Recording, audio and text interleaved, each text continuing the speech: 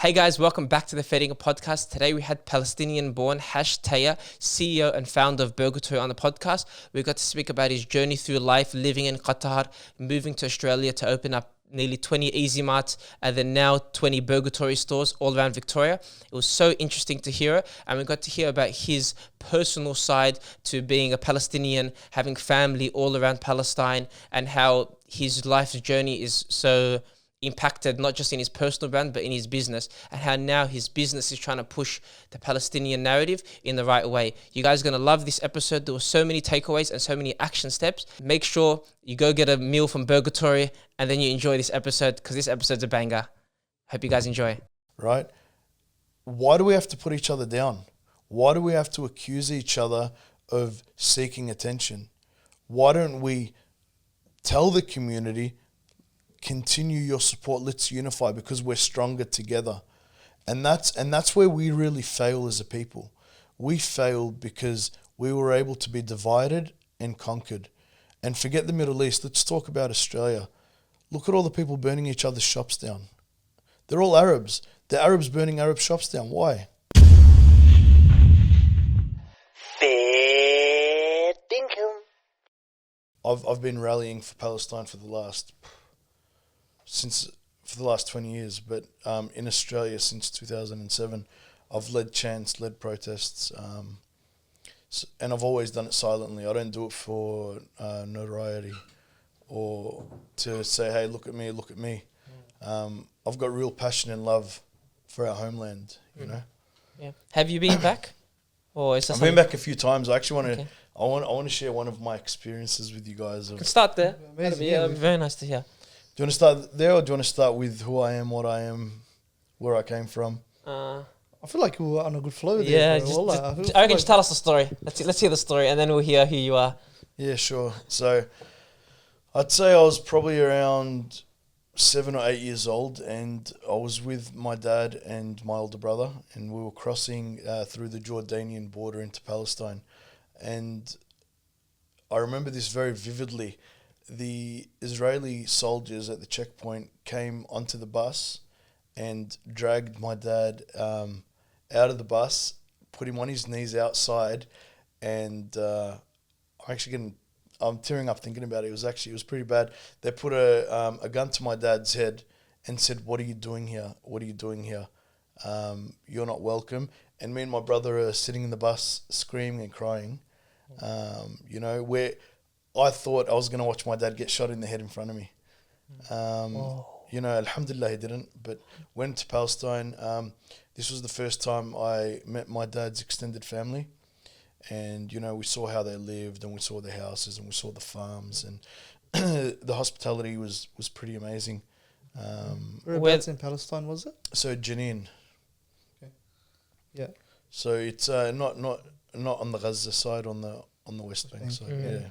And so you're 7, 8 now. Obviously, that experience shocked you, but like you think about it, it scarred me. It's something that's never left my mind. A couple of years after that, my dad's dad, was in a taxi, now going from Palestine to Jordan, and an Israeli tank just randomly, cruising past them, ended up crushing the taxi he was in while he was in it, and for the rest of his life, he had heart problems. He had a paralyzed arm. Just for no reason at all. Yeah, it's pretty brutal. And these are personal stories. They're not stories that you read in the newspaper. They're not stories that people make up. These are stories that I've witnessed in my own family.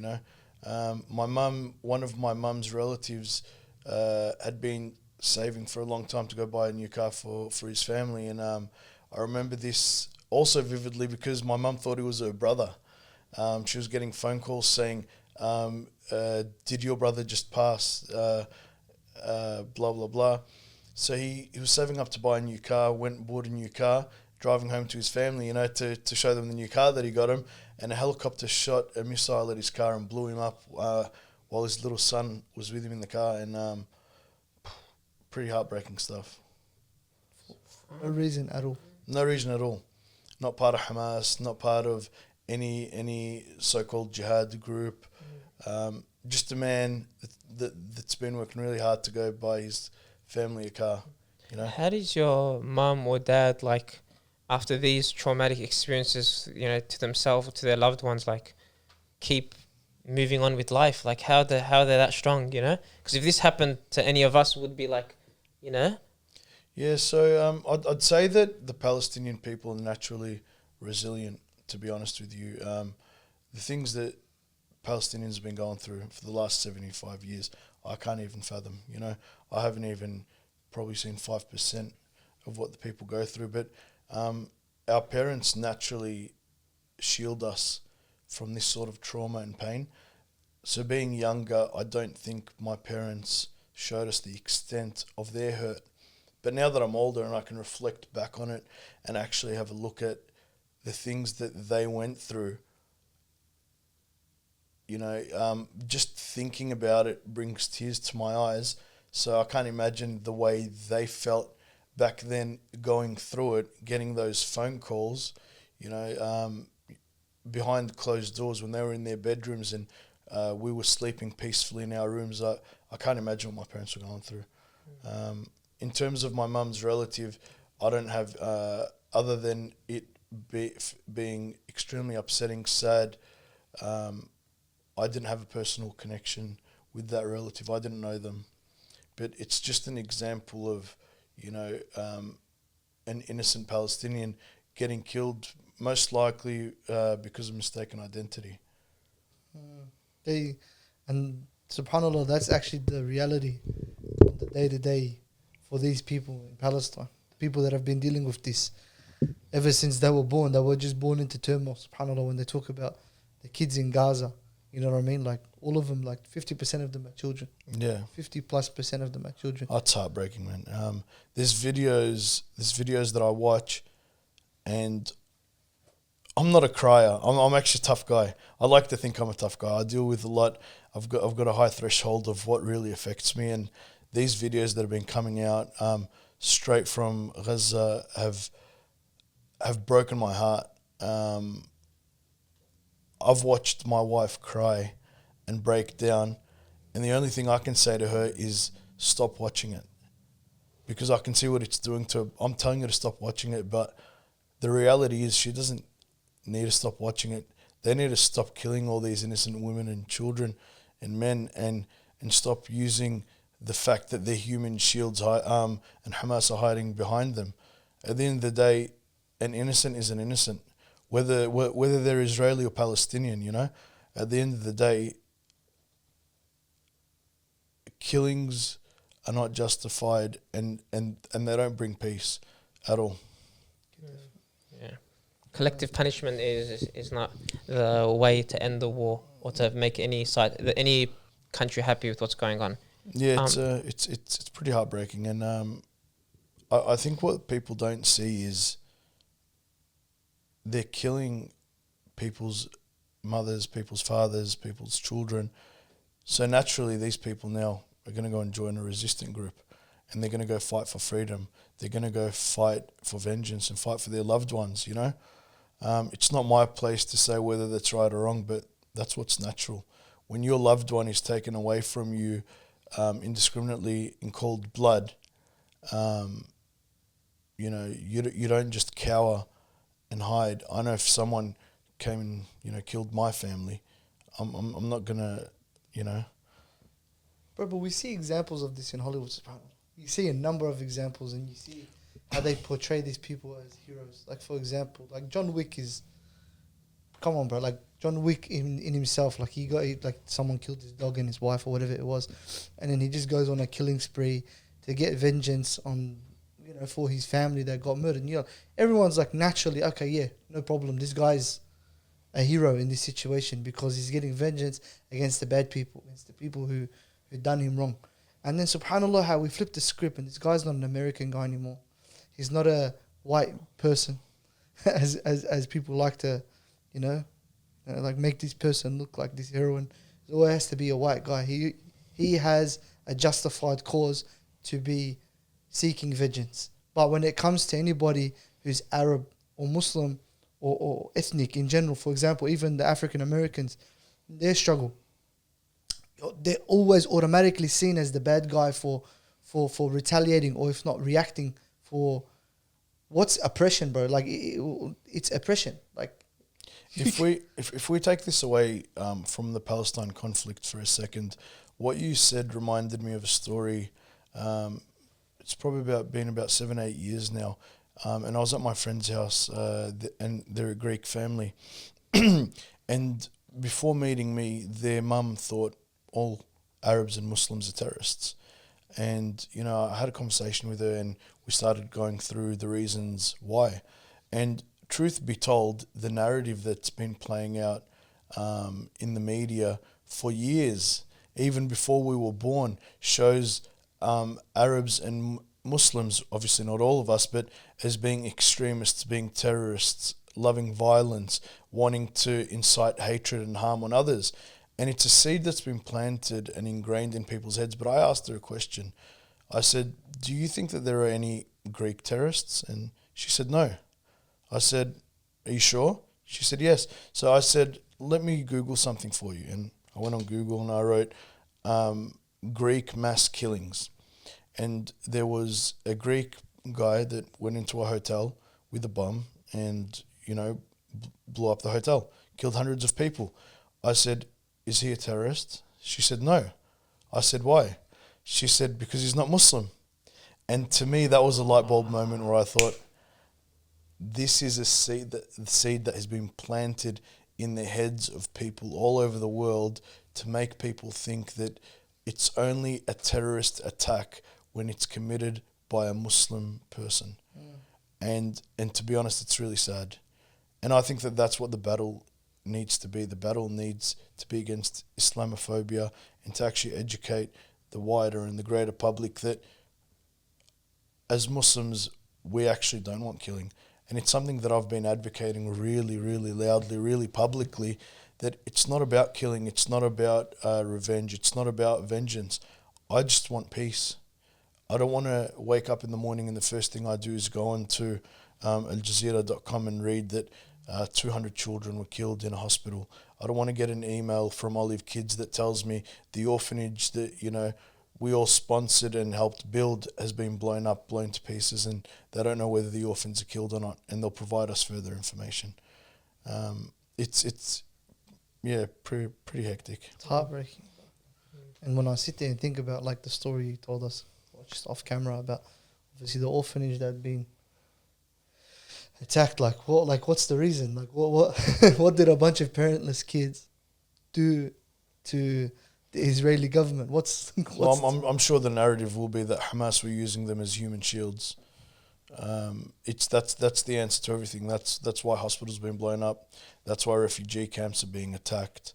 That's why convoys of cars fleeing from south to north, east to west are being bombed because Hamas somehow are everywhere.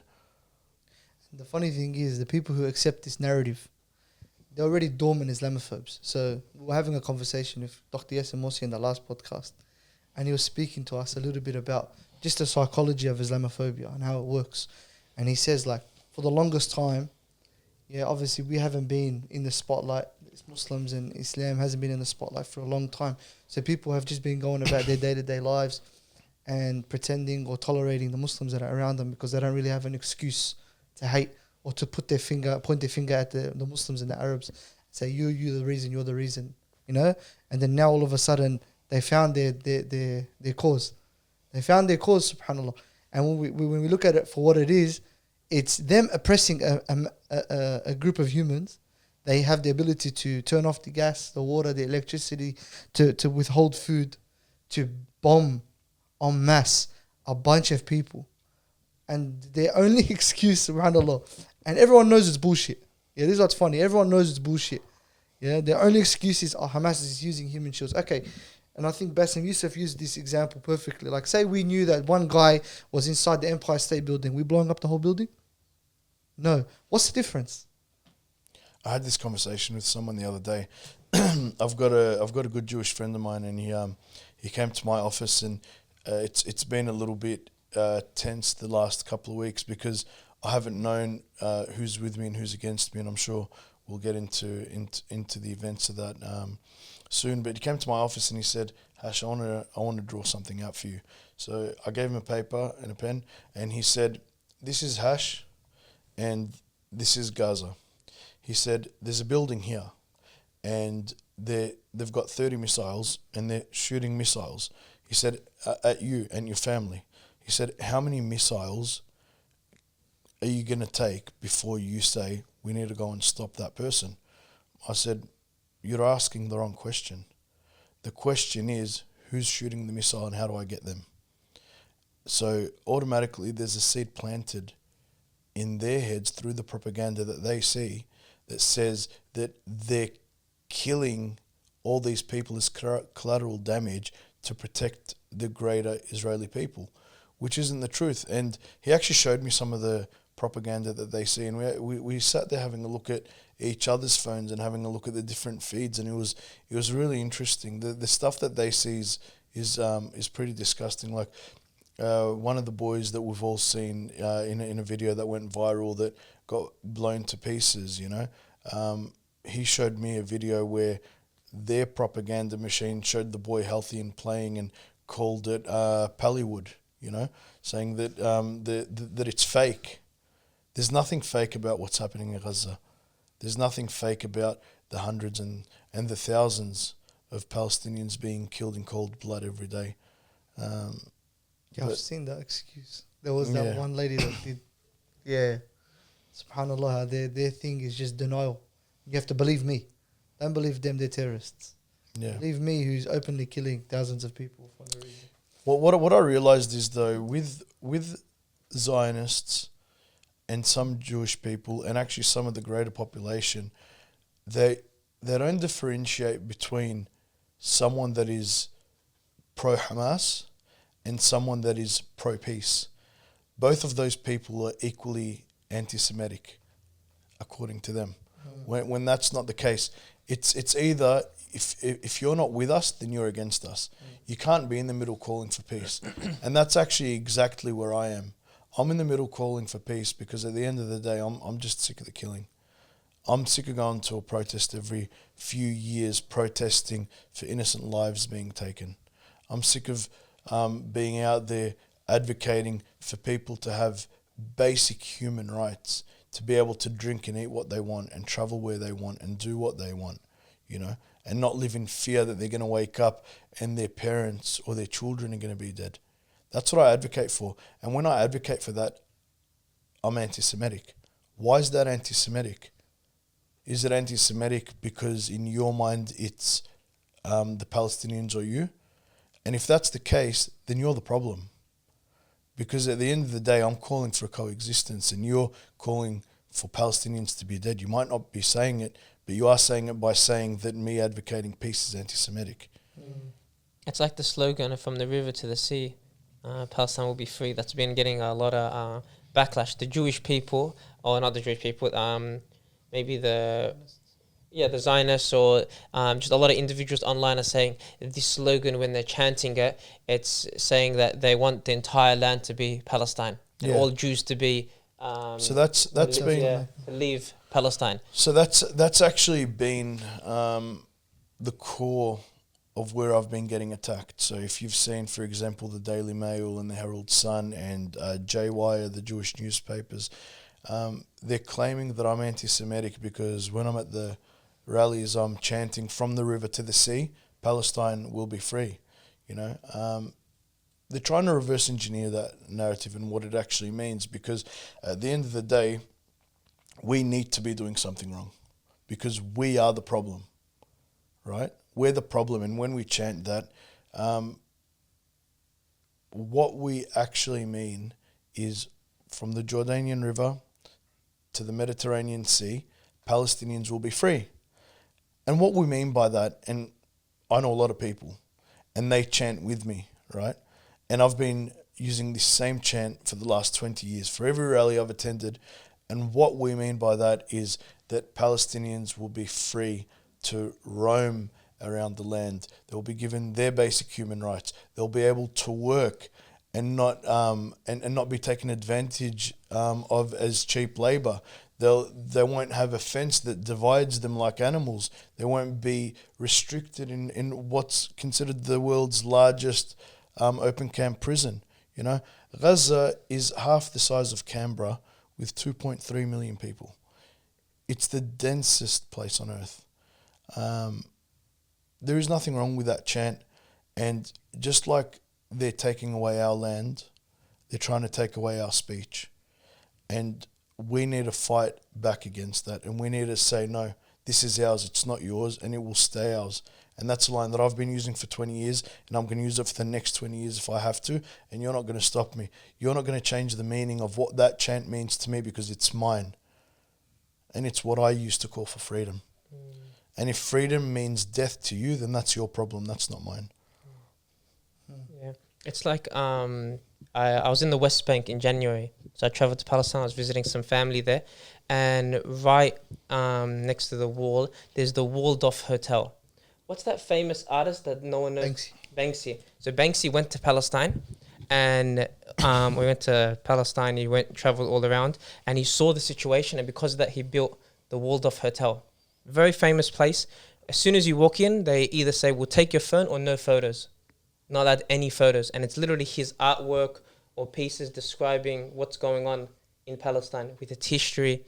And it was one of the most surreal things I've ever experienced. Like walking around, it was showing real life examples of grenades that they throw, guns. There was one room where you walk in and it's an empty room, and they say, "Answer the phone." Every minute it rings. I picked up the phone. It's a recorded IDF message. "Hello, sir. You have 5 minutes and we're to evacuate your house, or we're going to bomb it." And then you literally get that call, and the question in front of you is like, how would you react to this? What would you grab? And there was a picture of like a briefcase of what people normally grab, which is like photos and stuff like that. And when I was there, they have different posters you can buy. And as you know, in Palestine, you can't have the flag or you go to prison. Like they grab you if you walk around with the flag. So there's different symbols the Palestinian people used to have to show their support. And there was even a stage in the West Bank where you weren't allowed to eat watermelons in public. Why's that? Because the colours were the same as the Palestinian colours. Oh, wow. So when you walk around the Waldorf Hotel, there's all these pictures of watermelons. Yeah, You know, wow. and people used to have t-shirts. People used to walk the streets with watermelons. Just walking, and then they're like, "What is it?" And it's literally their way of having the colour. And it's like, it was so smart to see it, but then there were just all these watermelon posters at the hotel. And I'm like, there's just so many different ways that the IDF are scared and the Palestinians have to find ways to show each other, no, we stand together. And it's one of those things where when I speak with my Palestinian family there, they're like, the Jews living in Israel they're so scared of a 6-year-old with a rock. Because this guy will just stand and be like, "I don't mind dying." Like, how can you not fear a group of people that aren't scared of death? Yeah. It's like the Israelis in Israel are scared of losing their homes, settlements, if the UN come in. And it's like this idea that you can just come and be like, "Take my life. I'm happy to pass away here, but I'm not leaving this land." Yeah. SubhanAllah, the resilience and the faith instilled in the Palestinian heart for the people of Palestine. I've never seen that in my life. I've never seen it around the world. There's a recording that was on Al Jazeera, very clear recording. You can go access it publicly, and the apartment blocks being bombed, and you can hear the mum tell their daughters, "Don't be scared, it's okay," and then 10 seconds later, boom, they're gone. SubhanAllah, the resilience and the strength and the faith in their hearts, that's what makes them different. That's what makes us different. And the tide is turning and the world is seeing, and the power of social media will not let the Palestinian deaths die in vain. It's pretty amazing to see. I love that watermelon story. Yeah. SubhanAllah, I'll send you some examples of that. It was so crazy because I wanted to buy like a watermelon poster. I can think of it. I can picture in my mind the black seeds and the red fruit with the green skin. Yeah, it's white as well. Yeah, it's pretty amazing. SubhanAllah. That's fine. Did you see the soccer player? Which one? for Mainz. Yeah, in In Germany. Germany. Ahmed just showed Yeah, me he just before. gave up his thing. There was a soccer player plays for Mainz, a Muslim Al Ghazi. Al Ghazi. He stood up for Palestine. He put some support, and because of that, they didn't allow him to play for the last couple of weeks. And they brought him back in the team, and they said you have to make a public apology.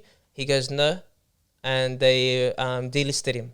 Yeah. It's like in Germany, and it's like It's going to happen more often now. because obviously Germany have no choice but to side with. Is it Mainz Is that- Germany or is it what's it called? France. No, Germany. But Germany, then yeah. there's the another guy There's playing for Nice. Yes. It's Yeah. probably inevitable that his contract will Yeah. be terminated. And it was interesting. Did you watch Bassem Youssef with Piers Morgan, or you don't watch Piers Morgan? No, I've never watched Piers Morgan. That guy doesn't interest me. He's just full of shit. He swings whatever way is popular at the time.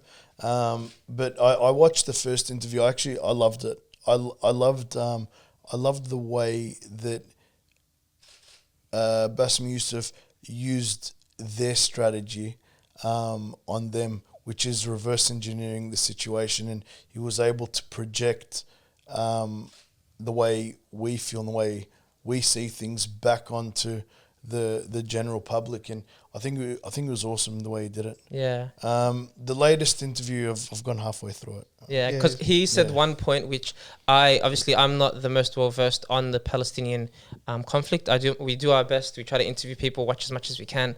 But it was interesting when he put it as like 1915, Jerusalem gets taken over by England or Britain, and Balfour Declaration 1917. They write A, B, and C, which Russia, France, Britain, who gets what? They stayed there for 30 years. After World War II, Europe's having World War II. Like 6 million Jews pass away. So what are they like? Okay, we need to find a homeland for them. In 1947, they said it's like it was literally World War II, a European problem. It's like we have all these Jews that are spread out. 6 million of them got killed. A European problem. What should we do? We'll dump it on the Arabs, and then a couple years later we'll leave because it's too confusing. It's like now we look at the last 75 years and we say Arab problem. Why can't the Palestinians just accept the Jews that are taking like? When they wrote the land, there was like 1.5 million Palestinians and a couple 100,000 Jews, and they got 52% of the land.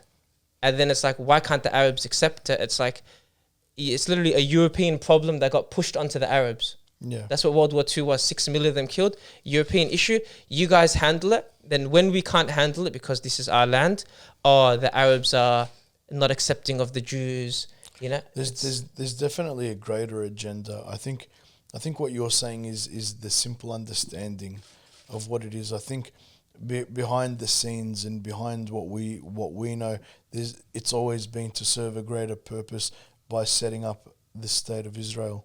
And mind you, personally, I've actually got no issue with the state of Israel being there. And the reason being is because they're there now. And I'm all about solutions and not problems. And that's the way I run my business as well. What's the solution? Because we can sit there and probe a problem for as long as we can, but it doesn't provide any solutions to the way forward. The Israelis aren't going anywhere. You can't go back to the 40s. Yeah, correct. The Israelis aren't going anywhere, and that's the truth. It might be a hard truth to swallow, but they're not going anywhere. So the question becomes, what is the solution?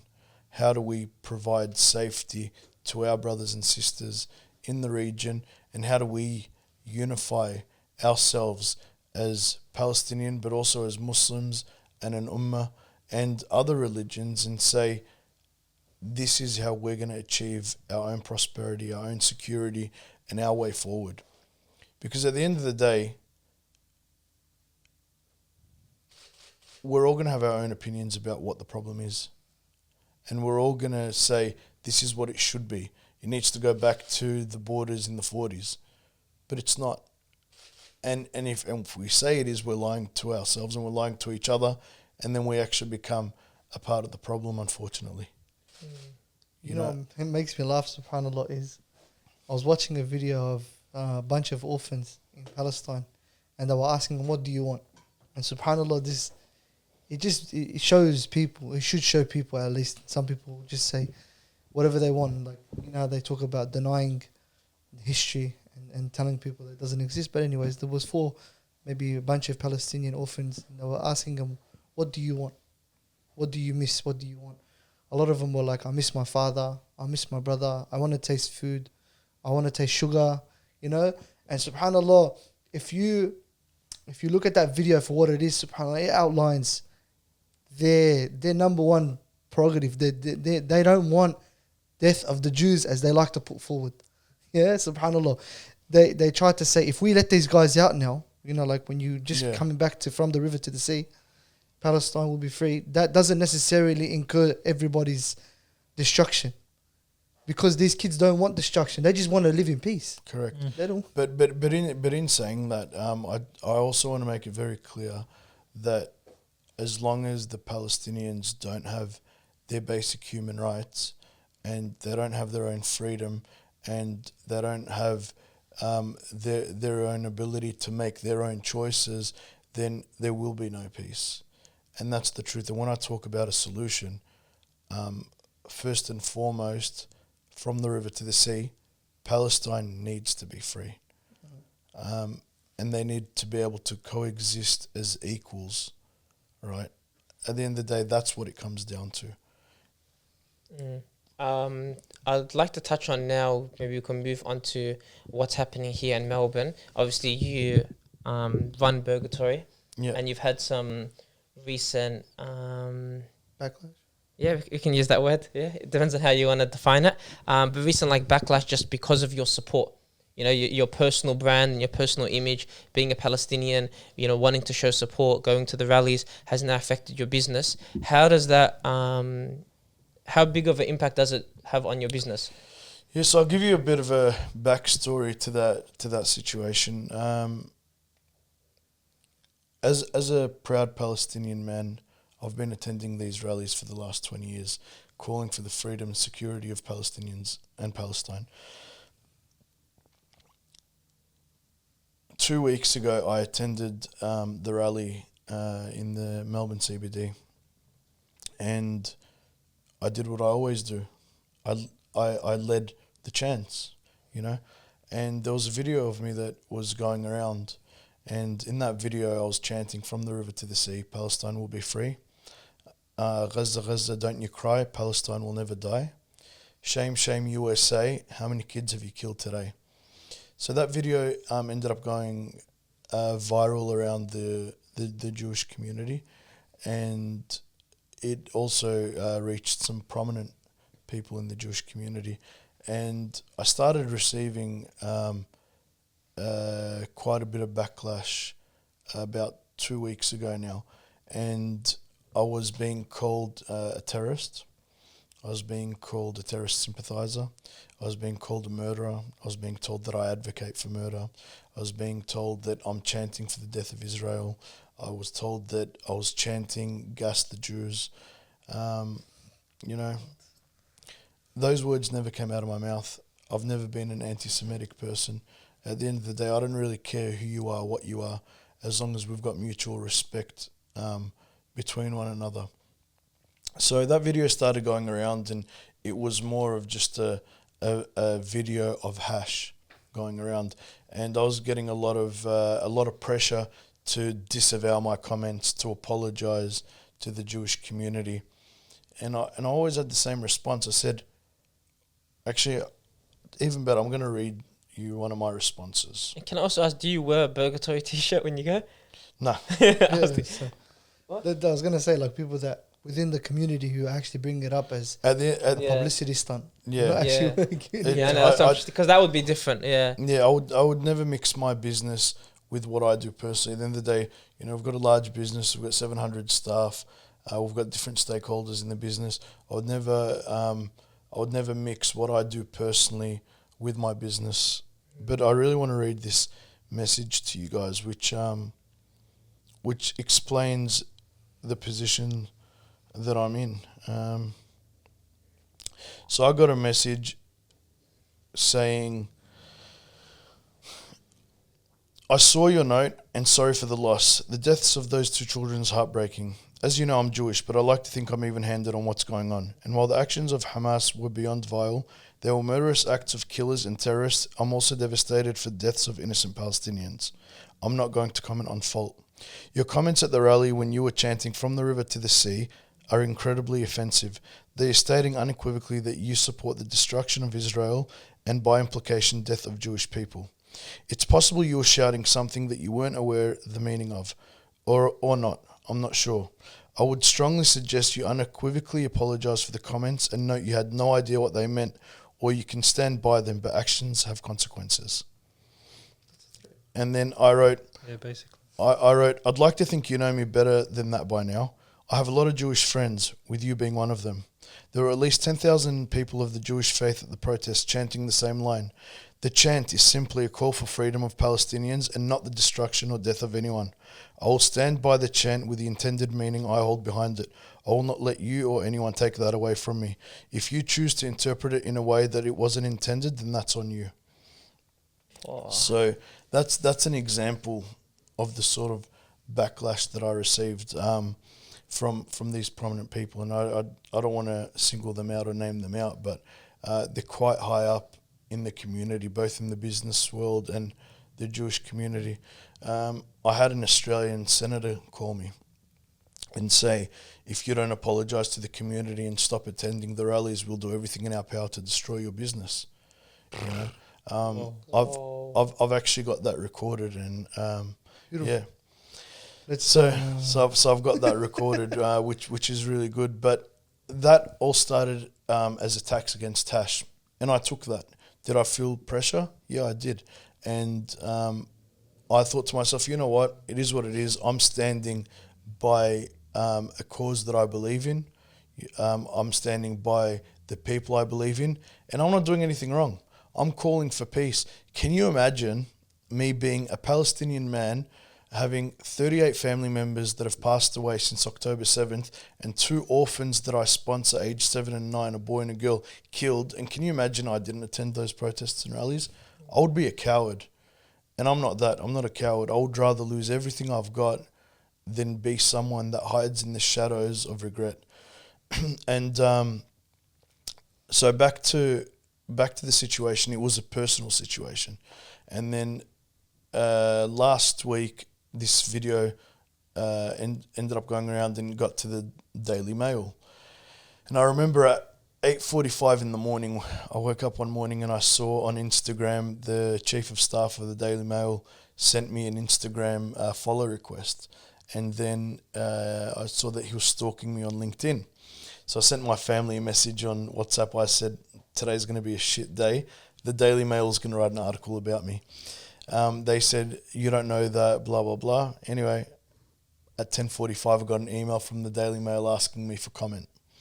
I didn't respond to that because at the end of the day, I'm not going to give them more content to write more shit about me, because as we all know, no matter what I say, it's going to get twisted.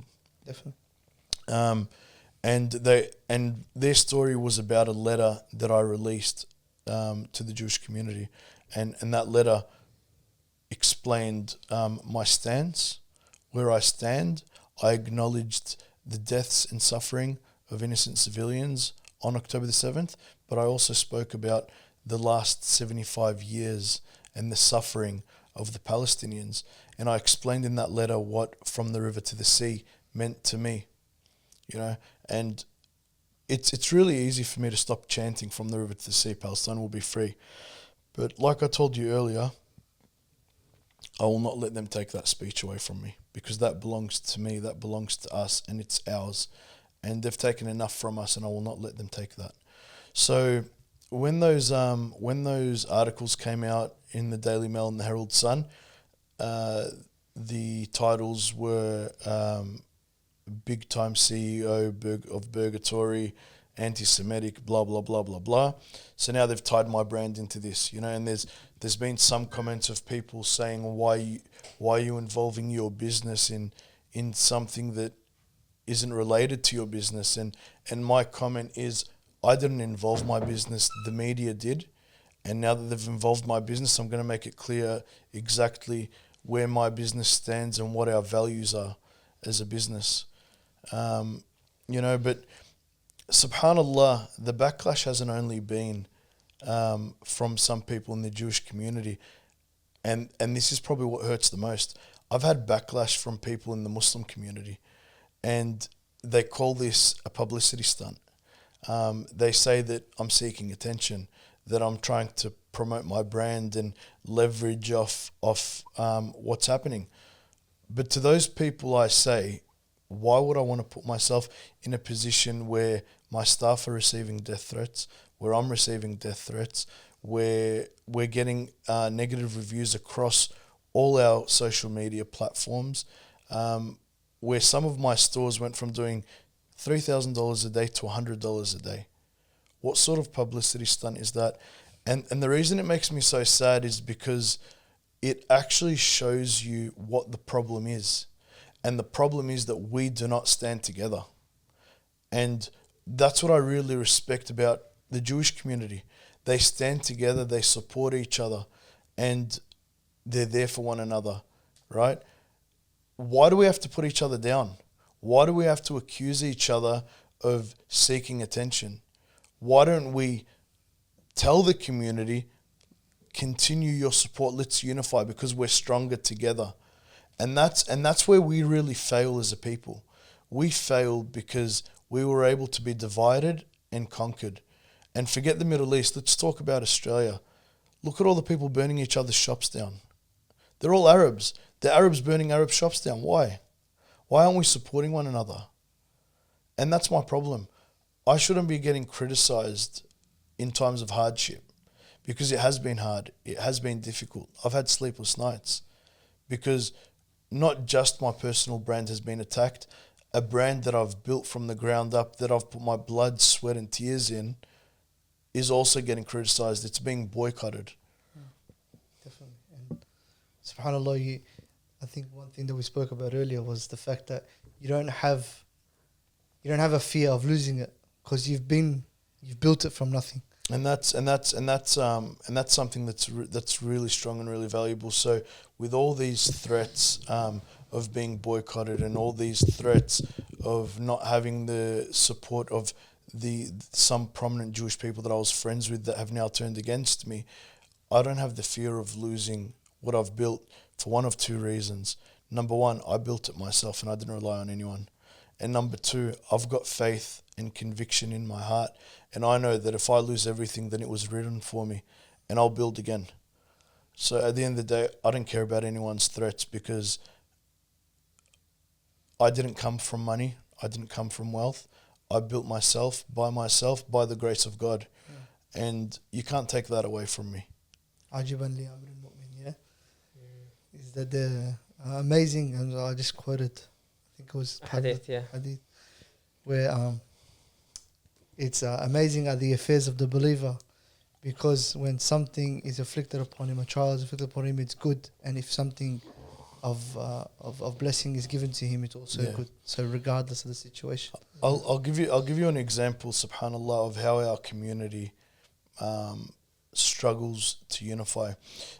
Earlier this year, I was the biggest sponsor at the Eid show, and the organizer of the Eid show came to me and said, "We don't have many sponsors this year. We really need a major sponsor for this event, and these are the purposes that it serves for the Muslim community, to bring them together after COVID, blah blah blah blah blah." And it was quite an expensive sponsorship. It was probably the biggest sponsorship I've ever been a part of. So we sponsored this event. We put our truck at the Eid show, and then someone came up and they ordered 15 burgers. Then they came back and said, "Can we have a refund?" And I said, "Why?" They said, "Because you support the shaitan." And I said, "How do I support the shaitan?" They said, "Look at your logo. It has a devil's tail." I said, "Have you met the devil?" And he said, "No." I said, "So how do you know that that's a devil's tail?" I said, "What you portray the devil is looking at is what the Western media have told you that the devil looks like." I said, "Because in my mind, that's not a devil's tail. It's a tail and it's red." And subhanAllah, he wanted a refund, and I told him I wasn't going to give him a refund, but I'll go donate his money at Human Appeal. And I did that. But when I watched him walk off, he went and bought pizzas from a non-Muslim. We're proudly Australia's largest halal gourmet burger chain, and at the end of the day, we've received a lot of criticism for that. And subhanallah, the people that try to bring you down are your own people, and that breaks my heart, because everything I do with the clearest of consciences, with the clearest conscience, is I try to give back to the community over and over and over again, and people constantly try to bring me down from our community. Yeah. So if I can send a message out there to our people, it's we need to unify, we need to become one, we need to support one another. If one of us wins, we all win. And that's something that the Jewish community really do understand, and that's something they do really well. They unify and rally behind one another and support one another, and you can see them. You can see their success around the world. We would be just as successful, if not more, if we were able to unify and work together and leverage off each other. We don't need to be trying to take each other down. Think about it. They have 15 million Jews around the world. 7 million in Israel, 7 million in America, and a couple 100,000 in different places. And we have 1.8 billion Muslims. And you think about power and control around the world. 15 million compared to 1.8, it's a joke, the numbers, but they still have the power, the control, because they support one another. Yeah, and us Muslims, like for example, I know with businesses, my parents run a business, it's like Muslims would rather go and save $2 somewhere else at a non-Muslim than go to a Muslim guy. You know, it's like a lot of times it's like looking for a cheaper sale, or they'll just look for reasons to not go to the Muslim. And obviously it's a flaw in our community that obviously, inshallah, now through this, like I know there's a lot of Instagram pages that are saying boycott these brands and support these brands. Inshallah, this can be a means for us to be intentional with where our money goes. Talking about that boycotting, I think that another message I want to send out there is don't boycott these brands for 2 weeks, 3 weeks, or a month. Permanently boycott them, because they're sponsoring real terror, and they're sponsoring the deaths of our brothers and sisters overseas. At the end of the day, the only difference that we can make from here is to unify, to become one, and to support each other. And I don't think this podcast is going to be that call that unifies everyone, but I want it to be a start, and I want us to actively go out there and try to work with each other. If you see someone talking bad about another Muslim's business or another Arab's business, go and talk to them and be the one that actually shines light on the situation.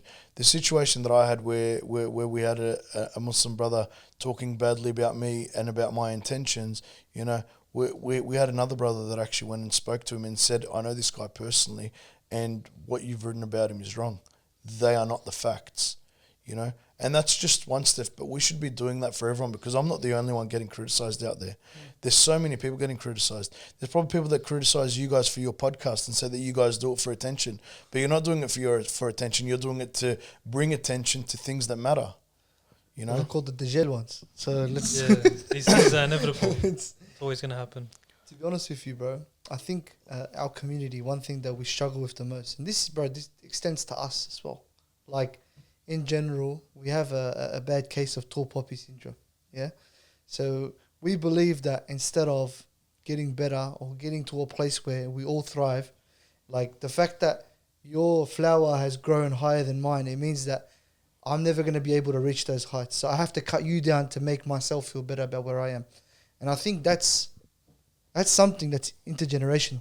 I feel like it's kind of been harvested within certain communities, and I'm not going to call out names. But you see it. Like, for example, someone sees a person do well and they've opened a certain kind of restaurant in a certain area, and then you see another 4 of the same thing from the people in that same community open the same restaurant in that area, basically cannibalizing their own people. And you sit there and you go, like, why? What was the point? Like, what happens is then everybody ends up sinking. 100%. You know what I mean? Like, there's no common sense. And to continue on your example, if you see someone opening up, for example, a burger shop in one area and it does well, that means that food does well there. So go and open up a pizza shop next to them. And then next to the pizza shop, go and open a noodle shop. And next to the noodle shop, go open up a kebab shop. and turn that area into an area where it's a food hub, rather than trying to cut each other down like what you said. Definitely. But we actively need to work as leaders out there to educate people that the way to get ahead isn't by chopping down other people. The way to get ahead is to work together. And that's actually my philosophy in business. I'm a collaborator. I love collaborating with smaller businesses, larger businesses. I love working with people and giving people opportunities, because that's the only sustainable way to grow. Yeah, bro. Like, I'll give you an example. So when did you start making? When did Burgertory actually open? When was the first one? Yeah. So since you've asked me that question, now I'll take you back. I'll take you back to the beginning. So I actually grew up in Qatar. I came to Australia when I was 2. Moved to Qatar some years later. My mum sent me there to live with my dad because she couldn't handle me. I was a bit of a troublemaker. And then when I was in Qatar, I was an even bigger troublemaker. I got into fights with Saddam Hussein's nephews, for example. And I don't think anyone can come on your show and say that they had a fight at school with Saddam Hussein's nephews. But I was a big troublemaker. So my parents ended up putting me in a military academy called Qatar Leadership Academy. And in that academy, I was the only foreigner there. And we had people from the royal family. For example, one of the princes was actually living with me here in Melbourne while he was studying RMIT. The CEO of Qatar Airways, his son was in my class. It was really cool. We travelled around the world doing military training and academics. And then when I was 17, I tricked my parents. I told them I wanted to come to Australia to visit my auntie. And when I came here, I refused to leave. What I liked about it here is the opportunity, and it wasn't as conservative. Being in an all-boys military academy, it was a bit boring. You come here and, you got beautiful sights. Nice way to put it. You got beautiful sights and you got a bit of freedom. And I got my first job at McDonald's, and from McDonald's, I then got a job at Luna Park. And I started my first business when I was 17 called Electronics on the Move. And I was importing electronics and doing drop shipping from China, Japan. And I was the first person in Australia to bring that portable charger that plugged into the iPhone 3 back then, I think it was. And I ended up selling that technology to all phones when I was 17 for something like 350,000. And I was like, wow, like I'm rich. So then I ended up doing a lot of traveling and blowing a lot of money. And when I was 20, I bought a donut factory called Creamy Crunchy Donuts in Campbellfield, and I was making donuts for BP, Caltex, Espresso Lane, and then one day I flew up to Sydney with a box of donuts. I wanted to get the Easy Mart convenience stores to start stocking my donuts. So I was really motivated, woke up early in the morning, baked some fresh donuts, and, flew up to Sydney and presented them these donuts. They took a bite. They're like, these are amazing, but we're not going to buy them. But I became close friends with the CEO of Easy Mart. He'd come over here. I'd host him. I'd go over there. He'd host me. And when I was 23, I opened up the first Easy Mart in Melbourne, and I started rolling them out. And people called me crazy. Our first store was at 323 Swanston Street, and the rent there for 50 square meters was about $300,000 a year. So people were like, you're crazy. How are you going to make money selling chewies and gums and chocolates and drinks and blah, blah, blah? And I really believed in it because I saw what Easy Mart was doing in Sydney. I saw the concept. I believed in the concept. I believed in myself. So I ended up opening the store, and mashallah, it did really well. So lesson number 1 is don't listen to people. If you believe in it, then you do it. Don't take advice off people that don't have experience. That business was what pushed me into the next businesses. So we've got 23 Easy Marts around Melbourne now, but the second Easy Mart we opened in 2014 was in Footscray, at Footscray train station. And the reason I'm talking about Footscray is because that's what then got me into food. So at Footscray train station, we opened up an Easy Mart. We were doing really well, and the corner across the road went up for lease, and the agent, I knew him back then, he told me that 7-Eleven put in a tender for the lease. And if 7-Eleven opened up there, they would have destroyed my business. So I put some money in his pocket, and I took the lease, and I didn't know what I was going to do. I was thinking, do I open up a kebab shop? Do I open up a pizza shop? Do I open up a burger shop? And I ended up deciding to open up a pizza shop. I went and trained at my mate's pizza shop. He taught me how to make pizza, how to make dough, blah, blah, blah. I built this shop from scratch, and I only hired my staff off Gumtree the night before we opened. And when we opened, we were the most popular pizza shop in Footscray. We had lines of people selling slices out of the window, and people coming in buying pizzas, and it was 100% halal, and it is still 100% halal. I've still got it. But I was working in there one day, and an agent walked in and he said, "Hey mate, we're opening up a new shopping centre in Braybrook, and we would love to have your brand in there." And this is when Home Consortium bought out all the Masters, if you guys remember Masters, and they turned them into shopping centres, local shopping centres. So I went and had a look at it, and I said, "I'll only open up my shop here if you give me 3 shops in the centre." So that's where Bean Lab and Burgertory were born. So in that one shopping centre in Braybrook, I opened up Bean Lab, Burgertory, and Mipasto. Now, here's the story with Burgertory that no one knows. So this is exclusive to your podcast. I didn't actually create Burgertory, and most of the people out there think I did, and it's really interesting because the actual journey of what Burgertory was and what it is now is subhanallah, it's amazing. Burgertory was opened up in Kew in 2017 by someone that I knew, and I used to regularly go there and eat, and I loved the burgers. They were amazing. And I told him that I had an opportunity to open up a burger shop, and I loved his brand and I loved his burgers. So what I'll do is I'll give him 30% of all 3 businesses there, and I'll pay him $120,000 a year to be the ops manager for those 3 stores. So he agreed and gave me a license to open up a Burgertory in Braybrook. When I opened up those stores, they were killing it. They were doing so well. And we sat down as partners. There was 3 of us. One was this guy, one was a lawyer, and me. And we were looking at our balance sheet, and we were in debt. And me and the lawyer looked at each other. We said, "These shops have been killing it. Why are they in debt?" And then the guy that was managing had no answers. So we grabbed all the invoices, all the MyOb files, and gave it to a forensic accountant. He ended up noticing that there was about $25,000 missing out of the accounts. So did some investigations, spoke to some of the staff, and it turned out that he was buying Coke using the money from the till.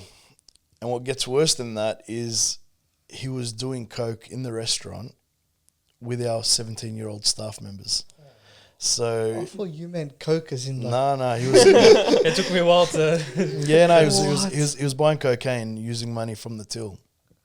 And things really started spiraling out of control. They went downhill, you know. When there's a toxic environment, it radiates through your staff, which radiates into your customers. So from 3 businesses that were doing really well, now the businesses were doing really shit. And we banned him from coming to the stores until we came to a resolution. Then one of the 17-year-old girl mums came into the shop and yelling, screaming, "You guys are giving drugs to my daughter, blah, blah." I'm going to the police. I said, "I encourage you to go to the police." I said, "I've got no issues with you going to the police because what happened with your daughter is wrong." So from there, we ended up closing all 3 shops, and we bought the original Burgertory guy out, and then the lawyer said, "Hash, food's not for me." I went out. At this stage, we were about 150 grand in debt. He wanted to sell. We didn't have that ops manager anymore. And I was like, what am I going to do? So I asked the lawyer, I said, "How much do you want?" He said, "I want 150 grand. And, you know, till today, I actually thank him.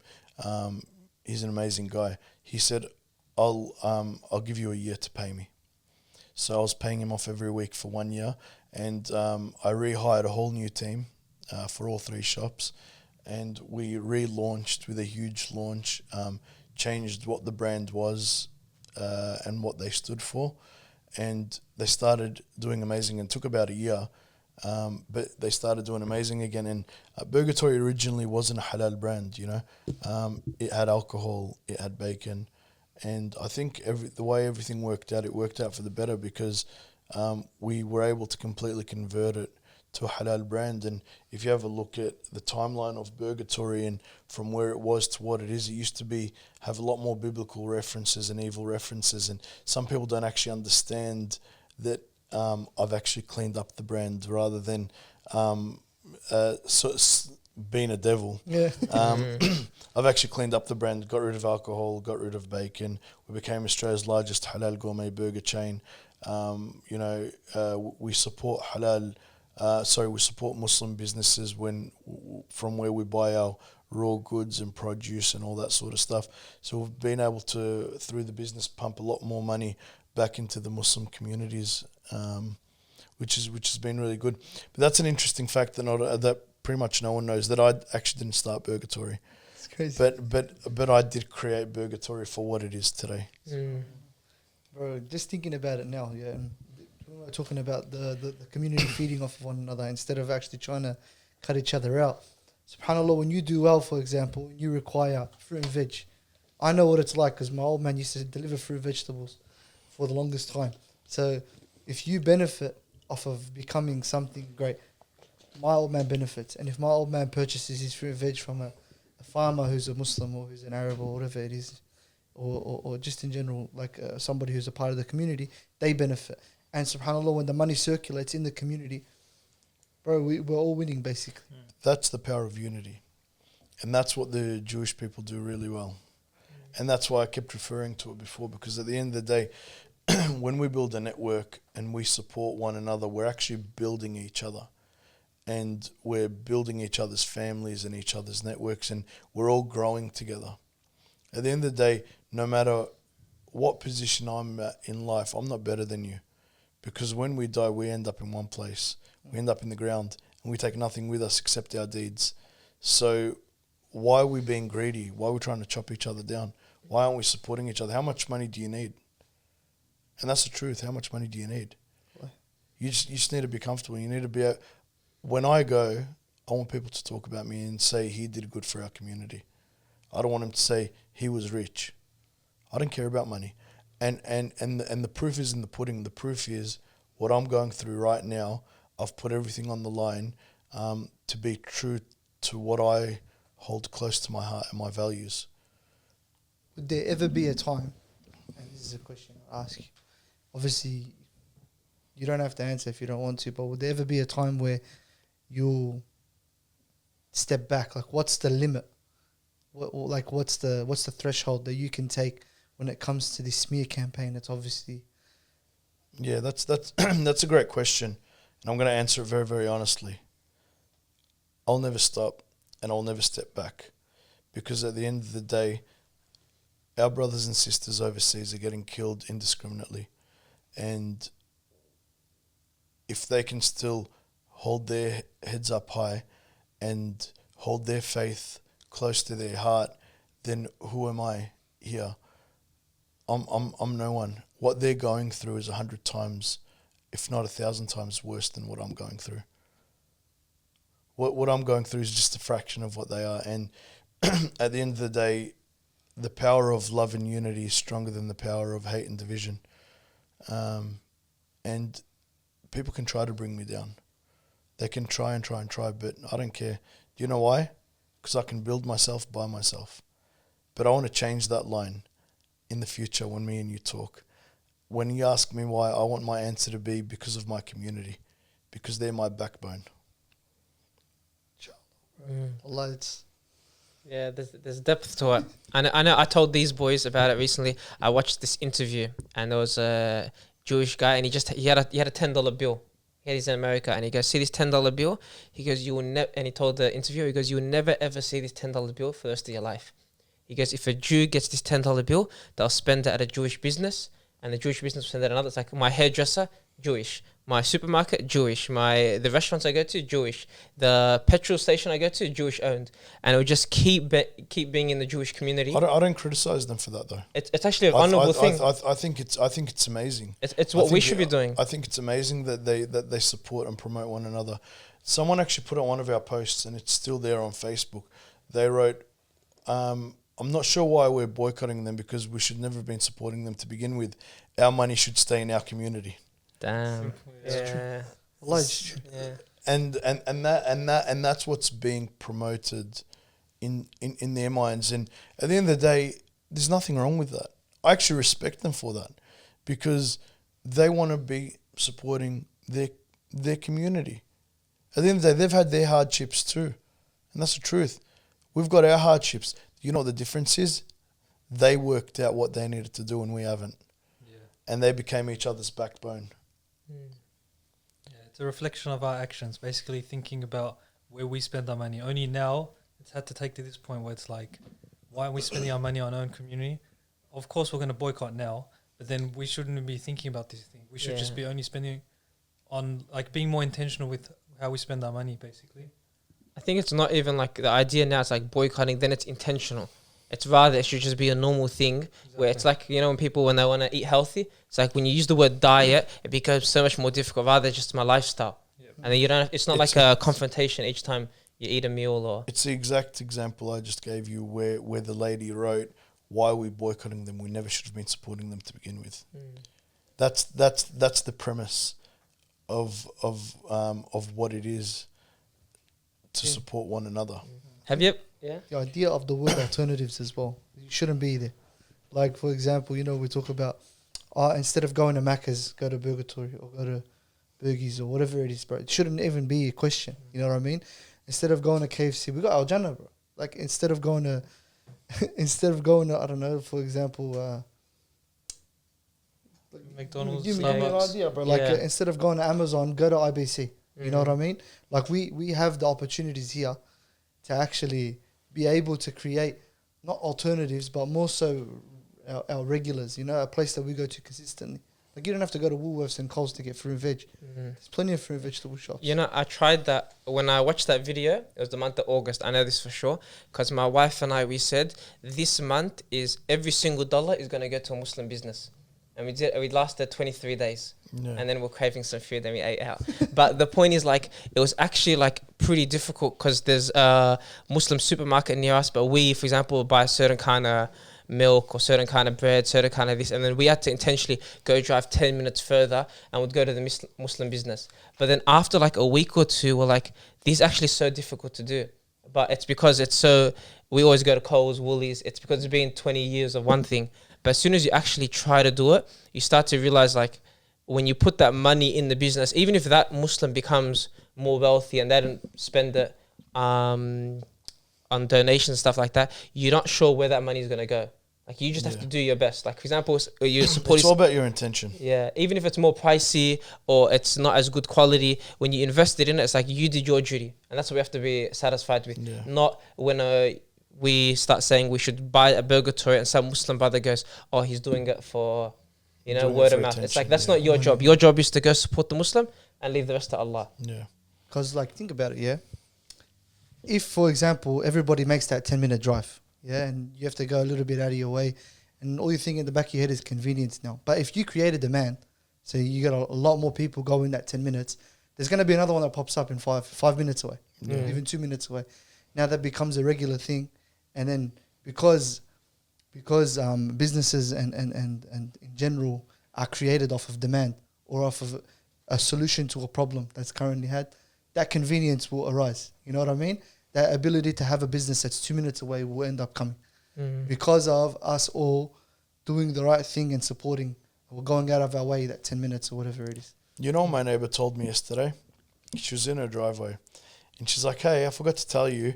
She's like, at my gym, there's a woman that put up a post saying that you actually live in Caulfield and you're trying to get all these people to support you so that you can give the money back to the Jewish Association.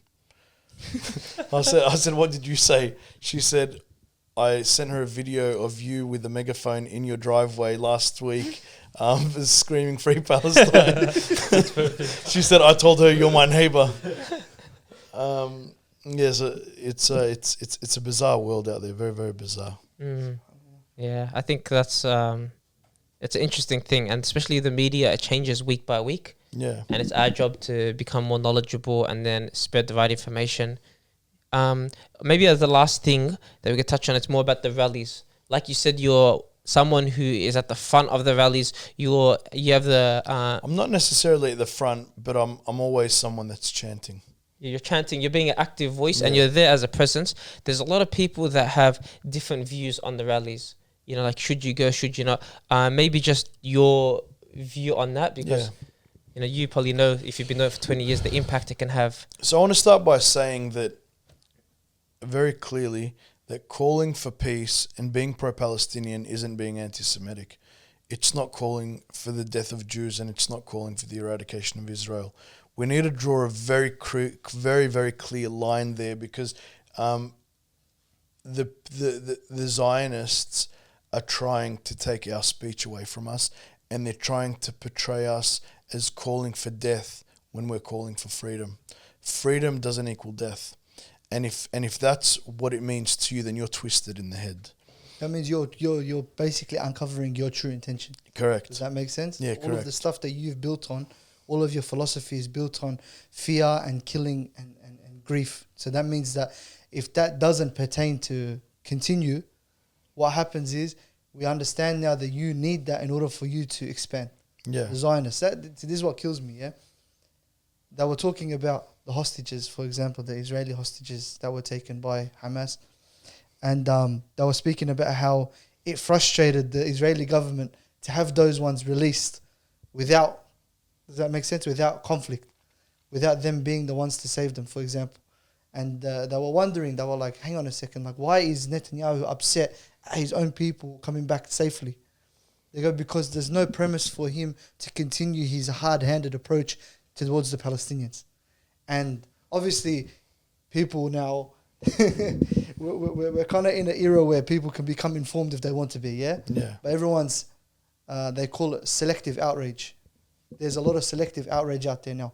And we can go into this, but I'm not the guy to do it. Obviously, we'll bring someone on to speak about that from a theological standpoint and what it looks like to actually have hatred for a general population of human beings and to utilize that hatred to basically normalize atrocities that are being created. Yeah. You know what I mean? So there's a deeper issue at hand, bro. It's like in Caulfield, they came and put posters of the kidnapped hostages all over my shop and slid the posters under the door.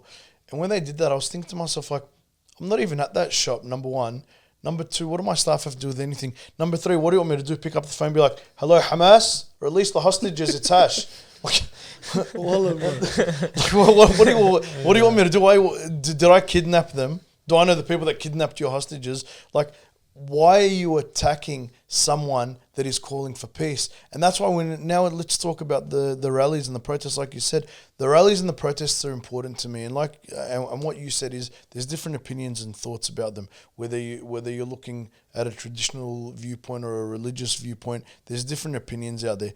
My personal opinion is that these protests and rallies are important to highlight the situation. And the reason being is because there's thousands of people in the CBD, right? There's people that are going shopping at Melbourne Central. There's people in Burke Street Mall. There's people at Flinders Street Station. The CBD is the heart of Melbourne. It's where Melbourne's heart beats.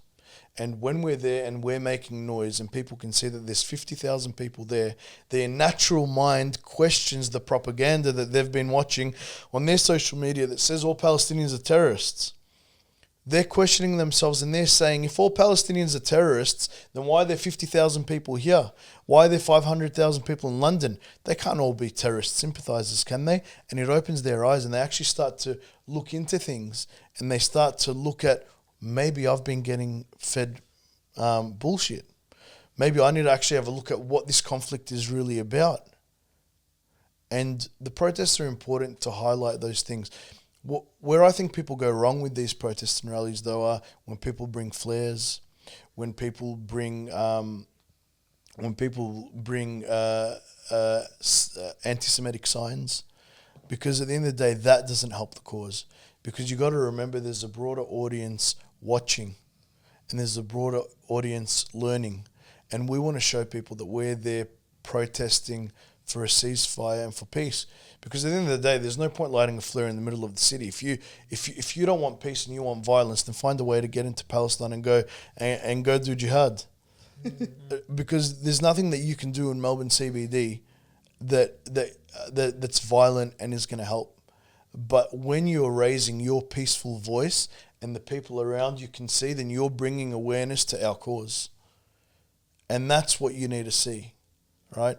And that's why these protests are so important. And that's why I'll keep going as long as they're on. I'll be there, and even when they're not on, I'll be protesting myself with the people around me that I know to educate them on the issues that are happening overseas, and what the ramifications of all these acts of aggression are. Beautiful. It's a perfect way to wrap up, yeah.